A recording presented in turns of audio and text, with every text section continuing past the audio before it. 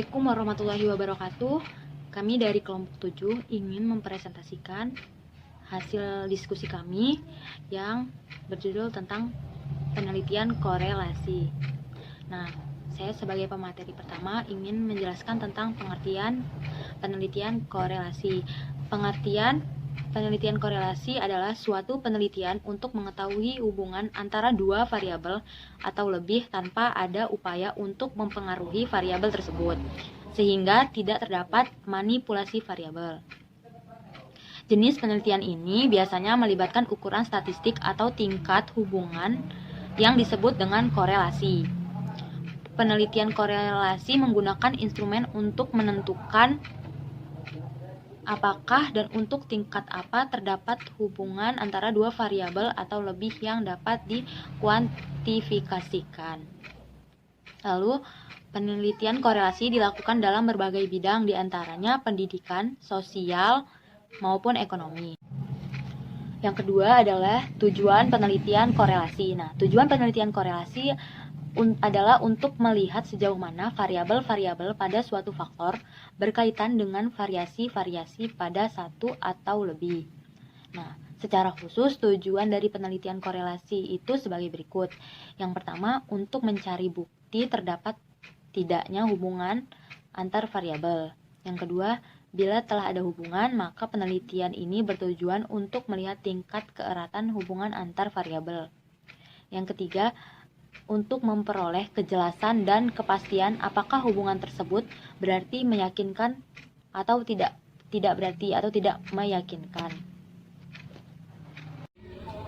Di sini saya akan melanjutkan presentasi mengenai ciri-ciri penelitian korelasi. Yang pertama itu ada variabel yang diteliti relatif rumit. Yang kedua itu ada mengukur variabel yang berhubungan secara serentak. Yang ketiga itu ada koefisien korelasi yang ingin dicari. Yang keempat itu ada satu atau lebih variabel disebut variabel bebas. Selanjutnya akan menjelaskan tentang macam-macam penelitian korelasi. Nah, di sini penelitian korelasi ini ada 3 jenis penelitian. Yang pertama ada penelitian korelasi. Penelitian korelasi ini penelitian yang sangat sederhana, seringkali hanya disebut korelasi saja. Terus yang kedua itu ada penelitian prediktif. Yang ketiga itu ada korelasi multivariat. Di sini korelasi multivariat itu ada 2 jenis, si ganda, dan yang kedua ada korelasi kononik. Sekian presentasi saya, selanjutnya akan dilanjutkan oleh presentasi selanjutnya. D. Macam-macam penelitian korelasional. Yang pertama, penelitian korelasi. Penelitian korelasi rasional atau korelasi sederhana seringkali disebut hanya penelitian korelasi saja, digunakan untuk menyelidiki hubungan antar hasil pengukuran terhadap dua variabel atau berbeda dalam satu waktu yang bersamaan. Penelitian ini bertujuan untuk menentukan tingkat atau derajat hubungan antar sepasang variabel atau bivarian. Lebih lanjut, penelitian jenis ini seringkali menjadi bagian dari penelitian lainnya yang dilakukan sebagai awal proses penelitian lain yang kompleks. 2. Penelitian prediktif. Dalam pelaksanaan di bidang pendidikan, banyak sekali yang menghendaki dilakukannya penelitian atau peramalan pada tahun ajaran baru misalnya. Setiap sekolah, karena keterbatasan fasilitas, seringkali menyelesaikan para pendaftar yang akan diterima menjadi calon mahasiswa baru. Penelitian korelasi jenis ini memfokuskan pada pengukuran terhadap satu variabel atau lebih yang dapat digunakan untuk memprediksi atau meramalkan kejadian di masa yang akan datang atau variabel lainnya. Yang ketiga, korelasi multivarian.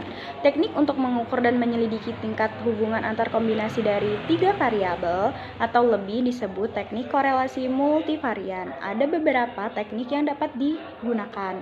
2 di antaranya akan dibahas hari ini. Yang pertama, regresi ganda, memprediksi suatu fenomena yang kompleks hanya dengan menggunakan satu faktor, variabel prediktor. Seringkali hanya memberikan hasil yang kurang akurat.